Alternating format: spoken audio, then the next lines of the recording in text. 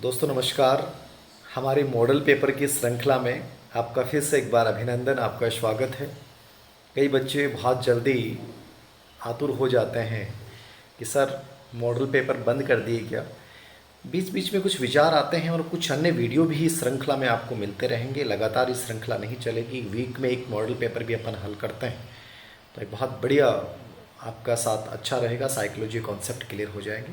तो कहीं चिंता नहीं करें, बीच में कुछ इंटरव्यू भी प्रसारित होंगे, कुछ मोटिवेशनल वीडियो भी कुछ आ जाते हैं, कुछ लाइव परिचर्चाएं भी हमारी हो जाती हैं। जैसे आप में से बहुत से बच्चे इस बात की चर्चा कर रहे हैं सर नोट्स के ऊपर, स्मार्ट स्टडी के ऊपर, एक टॉप रैंक में आने के लिए क्या करें। तो इन सब के ऊपर भी सीक्वेंस में एक वीडियो बहुत अच्छे से लाइव सेशन के माध्यम से चर्चाएं मैं आपको करूंगा। ठीक है, एक छोटी सी लाइन के साथ अपनी बात की चर्चा अपन शुरू कर रहे हैं। कई जीत बाकी हैं, कई हार बाकी हैं, कई जीत बाकी हैं, कई हार बाकी हैं, अभी तो ज़िंदगी का असली शार बाकी है। यहाँ से चले हैं एक नई मंजिल की ओर, यहाँ से चले हैं एक नई मंजिल की ओर, यह तो केवल एक पन्ना था, अभी तो पूरी किताब बाकी है, अभी तो पूरी किताब बाकी है। तो शुरुआत की है, छोटी सी हार, छोटी सी विफलता से घबराने की आवश्यकता नहीं है।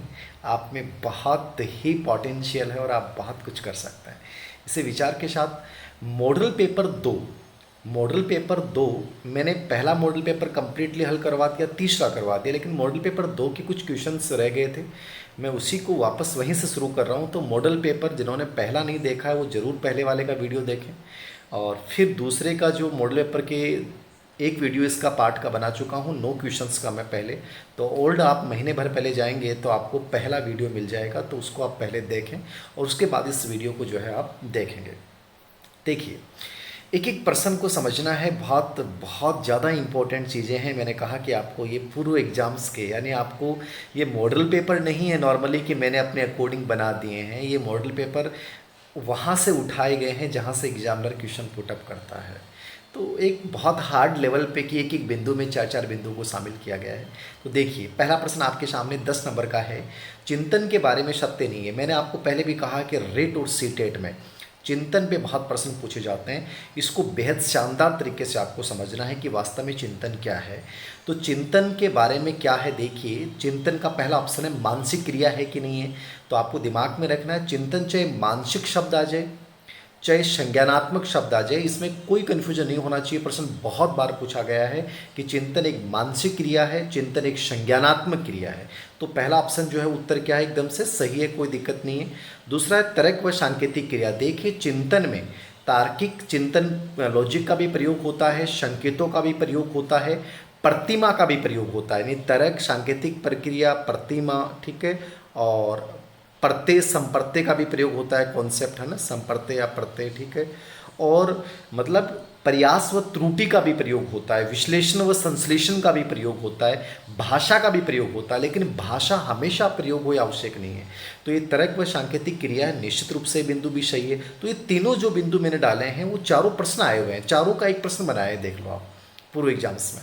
समस्या समाधान की क्रिया, चिंतन का प्रारंभ किससे होता है, प्रश्न बहुत बार आता है। तो चिंतन का प्रारंभ समस्या से होता है, और कब तक चलता है चिंतन, जब तक समस्या का समाधान नहीं हो जाएगा। तो चिंतन क्या होगी, समस्या समाधान की प्रक्रिया। और चौथा ऑप्शन देख रहे हैं आप, भावात्मक क्रिया। तो क्या भावात्मक क्रिया है, नहीं, चिंतन में शवेंगों का मुख्य रूप से कोई स्थान नहीं है। चिंतन एक मानसिक क्रिया है, तो चिंतन को भावात्मक क्रिया पर लोग नहीं मानते, इस चीज़ को याद रखना है, ठीक है। तो पहला आज का जो इस वीडियो का 10 नंबर का प्रश्न था, चिंतन के बारे में क्या सही है और क्या सही नहीं है, इसकी चर्चा अपन ने कर ली है। चिंतन एक बहुत इंपॉर्टेंट टॉपिक है, पूरा का पूरा मैंने यूट्यूब पे डाल रखा है, आप उसको देखिए, किताब में पढ़िए, समझिए, बहुत अच्छा आप कर पाएंगे। मतलब बहुत कॉमन चीज़ें होती हैं, आप डर जाते हो कि सर क्या होगा, मतलब टॉपिक बिंदु वाइज कि यहाँ से ऐसे प्रश्न आए हुए, बहुत ईजी हो जाएगा। आगे देखिए, विकास के बारे में सत्य है। विकास एक बहुत इंपॉर्टेंट टॉपिक है रीट के अकॉर्डिंग, ठीक है। ये जो पर्सन है वो केवल रीट के लिए नहीं है, ये स्कूल व्याख्याता सेकंड ग्रेड हर एग्जाम के लिए उपयोगी है, याद रखना इस चीज़ को। तो विकास के बारे में असत्य क्या है, तो विकास, बाल विकास मोस्ट इंपॉर्टेंट टॉपिक हर एग्जाम के लिए और रीट के लिए बहुत इंपॉर्टेंट। यहाँ से हर एग्जाम में प्रश्न आता है विकास के सिद्धांतों के ऊपर। मैं डिटेल में एक वीडियो में समझा भी दूंगा इनको, फिर भी देखिए विकास के बारे में असत्य क्या है। प्रश्न क्या पूछ रहा है? असत्य पूछ रहा है, ठीक है। तो आपको इन 4 बिंदु के बारे में समझना है कि विकास के बारे में असत्य इनमें से गलत कौन सा है, ये समझना है, ठीक है। तो देखिए असत्य कौन सा है। पहला ऑप्शन दे रखा है वर्तुलाकार। वर्तुलाकार का मतलब समझते हैं आप, स्पाइरल। क्या विकास रेखीय नहीं होता है, सीधा नहीं चलता, विकास यूं चलता है, ठीक है। पूर्व अनुभवों को जोड़ते हुए एक संचित प्रक्रिया, याद रखना, मैं बहुत डिटेल में आगे समझाऊंगा। वर्तुलाकार में एक चीज़ समझ में आएगी। तो पूर्व अनुभव को जोड़ते हुए यूं बढ़ता है, स्पाइरल रूप में बढ़ता है। विकास कभी रेखीय सीधा नहीं होता, याद रखना। तो ये एकदम सही है, वर्तुलाकार है। विकास व्यक्तिगत विकास की प्रक्रिया, निश्चित रूप से विकास व्यक्तिगत होता है। जो व्यक्तिगत भिन्नता का सिद्धांत है वही कहता है कि विकास कभी भी 2 बच्चों का समान नहीं होता, हर बच्चे का विकास अपना विशिष्ट होता है। इसी को क्या बोलते हैं? व्यक्तिगत भिन्नता का सिद्धांत बोल दो या व्यक्तिगत विकास। ये भी एग्जाम में आया हुआ है, ये भी एग्जाम में आया हुआ है। विशिष्ट से सामान्य प्रक्रिया होगा क्या विकास? देखिए विकास जो होता है हमेशा सामान्य से विशिष्ट होता है। शुरुआत में बच्चा सामान्य क्रियाएं करेगा, ठीक है ना। आप उसको कोई भी वस्तु दोगे ना खेलने के लिए, पकड़ने के लिए, तो वो मुंह भी खोलेगा, आंखें भी हिलाएगा, पैर भी हिलाएगा, सब चीज़ें हिलाएगा। लेकिन जब बड़ा होगा तो वो पकड़ने वाली वस्तु के लिए केवल हाथ ही हिला रहा है, खाने वाली वस्तु के लिए केवल होठ ही हिला रहा है। ये उसकी विशिष्ट क्रिया है। विकास हमेशा सामान्य से विशिष्ट चलता है, ना कि विशिष्ट से सामान्य की ओर चलेगा, ठीक है। तो ये भी सही है। और चौथा है परस्पर संबंध की प्रक्रिया। ये सही है कि गलत है? ये गलत है। यानी विशिष्ट से सामान्य नहीं होगा, क्या होगा? सामान्य से विशिष्ट होगा। शुरुआत में सामान्य क्रिया, फिर विशिष्ट क्रिया। तो तीसरा ऑप्शन गलत हो गया। और चौथा बिंदु क्या है? परस्पर संबंध की प्रक्रिया। ये भी सीटेट में आया हुआ प्रश्न है कि विकास के सभी पहलू आपस में कोरिलेटेड होते हैं, परस्पर संबंधित होते हैं। आपका एक विकास अच्छा होगा तो दूसरा विकास भी, याद रखना, अच्छा होगा। और एक खराब हो गया तो दूसरा भी अपने आप क्या हो जाएगा? खराब हो जाएगा। इसलिए इसको परस्पर संबंध की प्रक्रिया अपन बोलते हैं, ठीक है। तो ये प्रश्न समझ में आ गया। विकास के बारे में सत्य कौन सा हो गया है? विशिष्ट से सामान्य प्रक्रिया गलत है, बाकी सब सही। ये चारों प्रश्न एग्जाम में आएगा, चारों के चारों। नेक्स्ट देखिए, सृजनात्मकता के बारे में असत्य क्या है?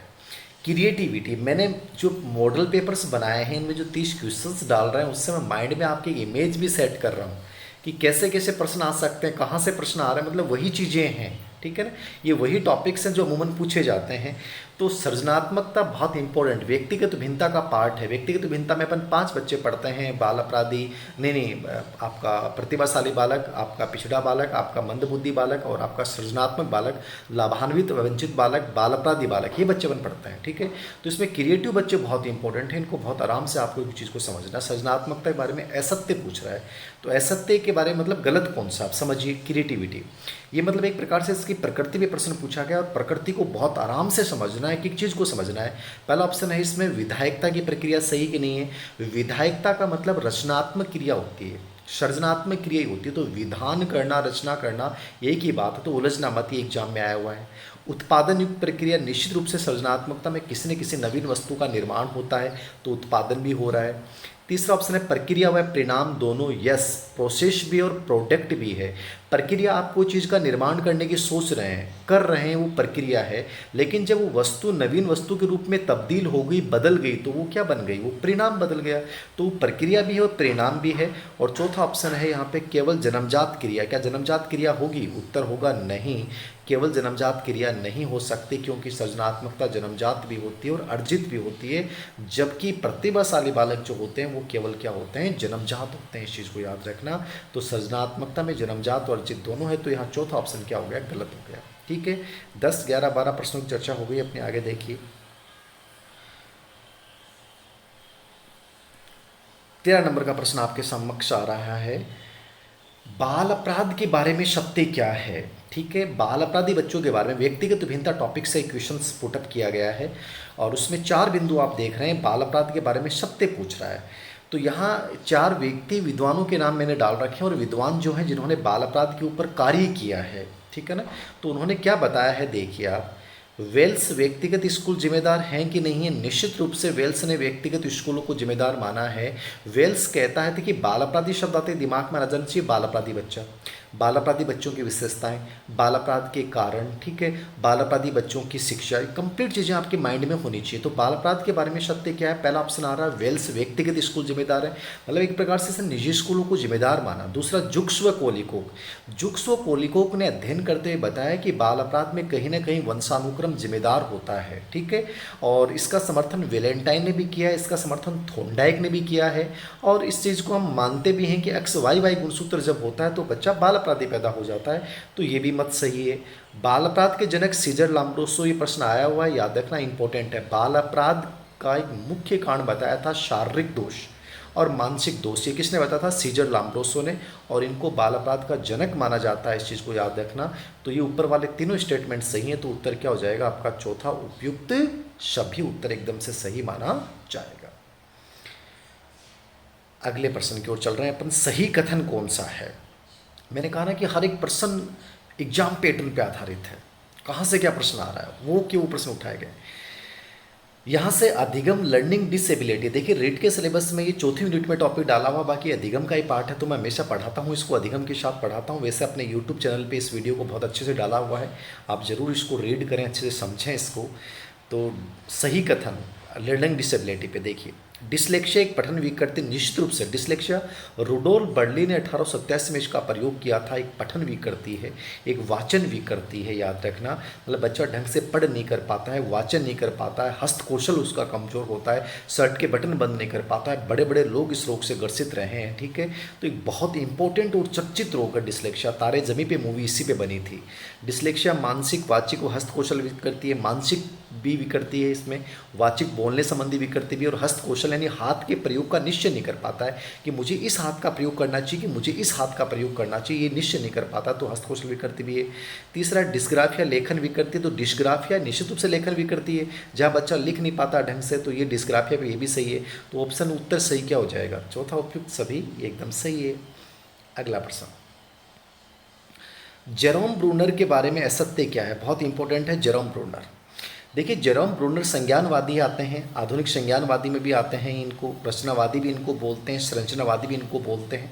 अब जेरोम ब्रूनर ने 2 किताबें लिखी थी, process of education, relevance of education, ठीक है, और बहुत बड़ी बड़ी बातें कही हैं, इनके बहुत सारे प्रश्न आगे जो आएंगे मोड पेपर्स के माध्यम से, तो और चर्चाएँ हो जाएंगी। फिलहाल केवल मैं 4 बिंदुओं पर चर्चा कर रहा हूँ।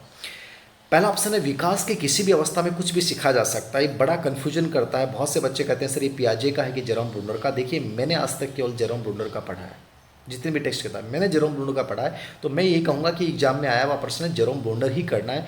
विकास की किसी भी अवस्था में बालक को कुछ भी सिखा सकते हो, कौन कहता है? जेरोम ब्रूनर, सही है। विकास की 4 अवस्थाएं होती हैं, बोलो यस या नो। विचार एक आंतरिक अवस्था होती है और संरचनात्मक अधिगम की व्याख्या की है, तो इनमें से गलत कौन सा आपको ये पहचान करनी है, बताइए गलत कौन सा होगा इनमें से। देखिए जेरोम ब्रूनर, जीन पियाजे ने विकास की 4 अवस्थाएं बताई हैं, बट जेरोम ब्रूनर ने 3 बताई। कितनी बताई हैं? 3। कौन कौन सी? इन्होंने बताई थी एनेक्टी अवस्था, विधि निर्माण अवस्था 0 से 3 वर्ष, फिर इन्होंने बताई थी आइकोनिक स्टेज, अनुप्रतीकात्मक, प्रतीकात्मक, मूर्त प्रतिनिधान 4 से 8, और तीसरी सांकेतिक अवस्था सिंबॉलिक स्टेज 8 से 13। बहुत सारी विशेषता हैं, आगे अपन चर्चा करते रहेंगे, लेकिन यहाँ आपको समझना है कि इन्होंने विकास की 4 नहीं, कितनी बताई? 3। तो दूसरा कथन गलत हो गया। विचार को उन्होंने आंतरिक भाषा कहा, निश्चित रूप से सही है। संरचनात्मक अधिगम की व्याख्या की कि बच्चा खुद ज्ञान का निर्माण करता है पूर्व अनुभव के आधार पर, इसके समर्थक हैं। तो बाकी तीनों स्टेटमेंट सही हैं, लेकिन दूसरा ऑप्शन यहाँ पे गलत हो गया। इंपॉर्टेंट है, चारों के चारों प्रश्न एग्जाम में आया। आगे देखिए मूल्यांकन। अब देखिए मापन, मूल्यांकन और अचीवमेंट टेस्ट, इन पे 1% तो 100% आना है, और मैंने पहले भी चर्चा की है कि इनसे डरिएगा मत, इतनी इजी चीज़ें हैं, बहुत आसान है। प्रॉब्लम यह आ रही है कि आप लोग इतने कन्फ्यूजन हो। बहुत से बच्चे कह देते हैं, बहुत से बच्चियाँ कह देती हैं कि सर कोई टीचर तो वो इतना बता देता है, कोई टीचर इतना। जयपुर की बहुत बड़ी फैकल्टी हैं, आप कहोगे आलोचना करें, आलोचना नहीं। एक बच्ची कल रोने लग गई, बोले सर मैं उनके पास पढ़ के आई, उनका बड़ा नाम है राजस्थान में, जयपुर में बहुत बड़ा नाम है मनोविज्ञान का। बोले उन्होंने साइकोलॉजी की फ़ीस 4,000 रुपये ली, और उसमें ZPD मतलब वाइगोत्स्की के बारे में केवल हमने ZPD बताया, बाकी कुछ नहीं बताया। लेकिन बोले उन्होंने ऑनलाइन क्लासेज में, अभी मैंने देखा तो बोले बहुत कुछ बता रखा है, और बोले हमने 4,000 रुपये दिए, ऑनलाइन में 500 में। तो ये ऑनलाइन एजुकेशन यही तो है, ऑफलाइन में तो कोई देखने वाला होता नहीं था। तो मनमर्जी से 20 पेज में 150 पेज में मतलब 20 पीरियड में साइकोलॉजी पूरी करवाती थी। जयपुर के जो टॉप फैकल्टी हैं आपकी, जिनके आप नाम जानते हो, याद रखना, ये 20 पीरियड में। अब स्थिति क्या होगी, ऑनलाइन में आना पड़ा, तो ऑनलाइन में हर व्यक्ति देख रहा है तो समझ रहा है बच्चे के पास कंटेंट है, इसलिए इन्होंने क्या किया कि थोड़ा सा अपना मैटर बढ़ाना शुरू कर दिया। अब बच्चे जो पहले पढ़े हुए बच्चे, उनके पास टेंशन हो गई कि उनके नोट्स और किताब, उनमें तो मैटर ये है ही नहीं, अब ऑनलाइन में ये बता रहे हैं, तो टेंशन हो रही है कि सर वो बच्चे तो हमसे आगे निकल जाएंगे, हम ज़्यादा फीस दे के पीछे रह जाएंगे। तो ये नेगेटिविटी मत लाइए, आप किताबों पे बिलीव रखिए, किताब से बेहतर कोई साथी नहीं हो सकता, आप उनसे बहुत आगे रहेंगे। कोई क्या पढ़ा रहा है ऑनलाइन में, कितना डिटेल में दे रहा है, उससे कोई फर्क नहीं पड़ना, आपको एग्जाम पैटर्न के अकॉर्डिंग पढ़ना है। स्मार्ट स्टडी समझिए, उनको खुद को स्मार्ट स्टडी के कॉन्सेप्ट अभी तक पता नहीं है, तो आप डरिए मत, खुद पे विश्वास रखिए, ठीक है। तो बच्चे रोने लग गए, इसलिए मेरे कल मेरे आया दिमाग में, तो कहीं डरने की आवश्यकता नहीं है आपको। मूल्यांकन क्या है, देखिए मूल्यांकन पे बहुत प्रश्न आते हैं और बहुत ही मूल्यांकन को आप 2.5 घंटे में पूरा नहीं कर पाओ, और इसी मूल्यांकन को आप 20 मिनट में पढ़ सकते हो कि प्रश्न आउट नहीं होगा, प्रश्न गलत नहीं होगा। समझने का और पढ़ने और पढ़ाने के तरीके होते हैं, बाकी कुछ नहीं होता दोस्तों। देखिए चारों प्रश्न एग्जाम में आए हुए हैं। मूल्यांकन क्या है, व्यापक प्रक्रिया, यस या नो। निश्चित रूप से व्यापक प्रक्रिया। व्यापक का मतलब यहाँ क्या लिया गया, मूल्यांकन परिवर्तन के 3 क्षेत्र, ज्ञानात्मक, भावात्मक और क्रियात्मक, तीनों क्षेत्रों का मूल्यांकन होता है। ज्ञान, भाव और क्रिया, तीनों क्षेत्रों का मूल्यांकन होता है, इसलिए व्यापक है। निर्णयात्मक प्रक्रिया, बहुत बार प्रश्न आ गया। मूल्यांकन के अंतर्गत अपन डिसीजन देते हैं, आप कैसे हो, ये मूल्यांकन है। आपकी लंबाई क्या, आपकी चौड़ाई क्या, ऊंचाई कैसी है, आप कितने अच्छे हो, कितने श्रेष्ठ हो, आप योग्य हो कि नहीं हो, आपका मूल्यांकन होगा। आप टीचर बन जाओगे, आपका मूल्यांकन होगा, ठीक है। तो एक डिसीजन दिया जाता है, आप पे ठप्पा लगाया जाता है कि साहब गवर्नमेंट जॉब लग गए। मैं बार बार इस चीज़ को कहता हूँ, लोग मेरी आलोचनाएं भी करते हैं, साहब गवर्नमेंट जॉब की पैरवी क्यों नहीं करूँ, गवर्नमेंट जॉब की पैरवी। बताइए आज कोरोना में प्राइवेट सेक्टर की स्थितियाँ क्या हो गई, सुरक्षित हैं गवर्नमेंट जॉब वाले। आपकी जो बड़े बड़ी फैकल्टीज़ पढ़ा रहे हैं जयपुर में, जिन्होंने साइकोलॉजी के नाम पे खुद गवर्नमेंट जॉब किया है कि कभी नहीं, कर ही नहीं पाए, कर ही नहीं सकते। तो क्या प्रॉब्लम यही तो है ना कि बस एक रटा रटा है मैटर पढ़ाना है, चल रहा है। आलोचना नहीं करनी चाहिए, मुझे लगता है कि मैं गलत कर रहा हूँ, बट पता नहीं क्यों मन से निकल जाता है, गुस्सा आ जाता है, क्योंकि बच्चे फिर बातें करते तो लगता है यार क्यों अनजस्टिस जब होता है बच्चे के साथ किसी भी रूप में। खैर छोड़िए, जो है जैसा करेगा वो वैसा भुगतेगा, भरेगा। तो निर्णयात्मक प्रक्रिया है, व्यापक प्रक्रिया, शिक्षार्थी केंद्रित प्रक्रिया। मूल्यांकन में या कोई भी शिक्षण में याद रखना हमेशा बच्चा प्रधान होता है, तो प्रधान टीचर नहीं है, यहाँ पे कौन है, बच्चा है, तो ये भी सही है। और चौथा ऑप्शन है उपयुक्त सभी, तो उत्तर क्या हो जाएगा, उपयुक्त सभी। व्यापक प्रक्रिया भी है, निर्णय प्रदान करने वाली प्रक्रिया भी, शिक्षार्थी केंद्रित प्रक्रिया भी है, उत्तर एकदम सही। नेक्स्ट 17 नंबर का प्रश्न आ रहा है एनसीएफ। देखिए एनसीएफ 2005 पे प्रश्न आना है, अच्छे से आपको कवर करके जाना है, आराम से कर जाओगे, कोई दिक्कत नहीं है। एनसीएफ 2005 राष्ट्रीय पाठ्यचर्या नेशनल करिकुलम फ्रेमवर्क 2005। समझना क्या है, ये जो तीनों बिंदु मैंने डाले हैं, तीनों के तीनों अलग अलग एग्जाम में पूछे गए हैं। मैंने तीनों का एक प्रश्न बना दिया, मतलब 10 मॉडल पेपर के माध्यम से मान लो कि आपकी बहुत गजब की चीज़ें तैयार हो जाएंगी। इसलिए बार बार कहता हूँ कि ऑब्जेक्टिव वाली किताब ढंग से पढ़ लो, ये मॉडल पेपर मैं हल करवा दूंगा, ये समझ लो। और थ्योरी वाला जो पढ़ा है आपने बस बहुत है, कुछ ज़्यादा टेंशन लेने की आवश्यकता नहीं है। एनसीएफ 2005 किससे बल देता है, बाल केंद्रित शिक्षा, यस या नो। निश्चित रूप से एनसीएफ 2005 का केंद्रीय बालक है, सब कुछ बालक है कि बच्चा प्रधान है, बच्चा ज्ञान का निर्माण खुद करेगा, निर्मितवादी है बच्चा। तो बाल केंद्रित शिक्षा पहला ऑप्शन सही है। खुली पुस्तक परीक्षा, ओपन एग्जाम प्रणाली क्या थी, मतलब ये कहता है कि बच्चे पे एग्जाम का प्रेशर मत डालिए। एग्जाम जब लो तो किताब दे दीजिए उसको, चाहे किताब में ढूंढ के करे, किताबें ऐसी आती हैं विश्लेषणात्मक एनालिटिकल है, तो खुली पुस्तक परीक्षा होगी। तीसरी सतत व्यापक मूल्यांकन, बहुत बार प्रश्न आ गया, सीसी में पढ़ा भी दूंगा आपको, बहुत इजी टॉपिक है, मात्र 8 मिनट में तैयार होने वाला टॉपिक है, सिर्फ 8 मिनट देनी है, 8 मिनट से 10 सीसी पे देना नहीं है, 8 मिनट में का ही, मतलब पढ़ते समय 8 मिनट, इतने में आपके प्रश्न सही हो जाएगा सीसी पे। तो सीसी के प्रश्न बहुत सारे आएंगे। सतत और व्यापक मूल्यांकन, सतत का मतलब लगातार, व्यापक का मतलब हर क्षेत्र का, शैक्षिक और शैक्षिक। उपयुक्त सभी, तो उत्तर क्या हो जाएगा, उपयुक्त सभी। तीनों की बातें एनसीएफ 2005 करता है। 18 नंबर का प्रश्न देख रहे हैं आप, बाल केंद्रित शिक्षण विधि नहीं है। आपके अंदर एक प्रश्न आता है, शिक्षण नीतियाँ, व्यू रचनाएं। 2 प्रकार की व्यू रचनाएं होती हैं, एक बाल केंद्रित शिक्षा होती हैं और एक शिक्षक केंद्रित होती हैं, ठीक है।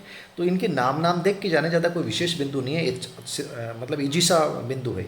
तो बाल केंद्रित शिक्षण विधि कौन सी नहीं है, देखिए पहला ऑप्शन है समस्या समाधान। निश्चित रूप से समस्या समाधान लोकतांत्रिक विधि में आती है, ठीक। ठीक है, बच्चा प्रधान होता है।